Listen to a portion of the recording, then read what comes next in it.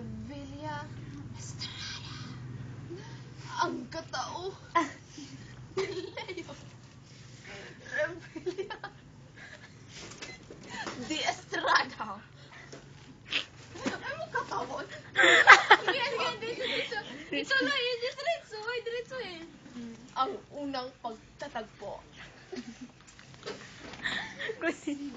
ni Leo Revilla Estrada. Ang kalahati ng katawan niya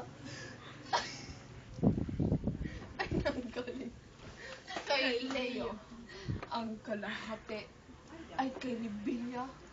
At ang gitna ay kay Estrada. Nahahati sa tatlo. Ang katawang lupa ng taong nangangalang Leo Revilla Estrada.